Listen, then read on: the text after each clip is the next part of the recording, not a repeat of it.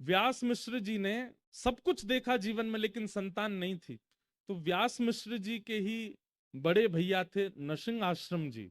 वे सन्यास ग्रहण कर चुके थे और सन्यास आश्रम में रहते थे। एक दिन उनका आगमन देववन में हुआ, तो व्यास मिश्र जी प्रणाम करने के लिए गए। तो अपने छोटे भाई को, पूर्व आश्रम के छोटे भाई को देख करके नरसिंह आश्रम जी बोले, कहो व्यास जी कैसे हो? बोले, ठीक है भैया, आपकी सब कृपा है। बोले, तुम्हारे मुखमंडल से ऐसा लगता है कि तुम बहुत चिंता में हो, क्या बात है?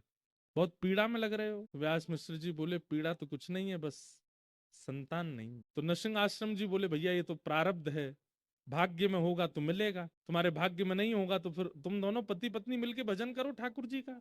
भाग्य पर विश्वास रखो, होगा तो मिलेगा, नहीं तो कोई बात नहीं। तो ये बात सुनकर के व्यास मिश्र जी के बगल में बैठी हुई उनकी पत्नी तारा जी, मतलब हरिवंश महाप्रभु की माता जी, वो बोल पड़ी। वो क्या बोली?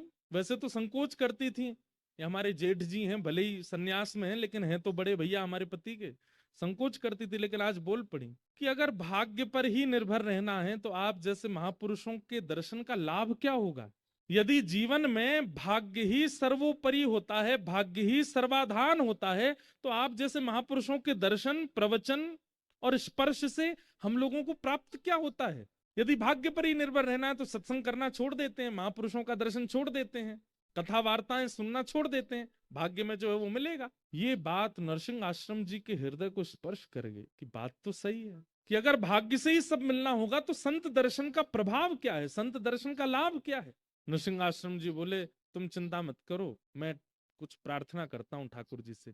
और आप इतने दिव्य थे कि एकांत में वन में जाकर के आपने ठाकुर जी से प्रार्थना की, और जैसे ही नेत्र बंद करके ठाकुर जी से आराधन करने लगे, तो और दिन तो ठाकुर जी का श्री विग्रह दिखाई देता था, और दिन तो ठाकुर जी के वैकुंठनाथ पति के दर्शन होते थे।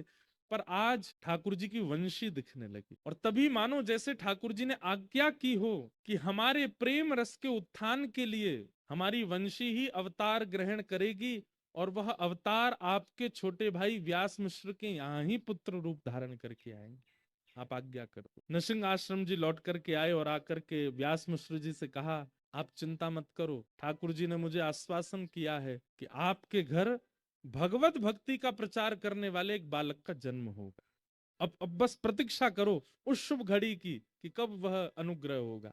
और वह घड़ी आई कि तारा मैया के कुक्षी में एक बालक आ गए। अच्छा, अब इसका इतना सुंदर अनुभव बताते हैं कि हमारे श्री हितरवंश महाप्रभु जी की वाणी में कि तारा मैया अभी तक वृंदावन नहीं गई थी,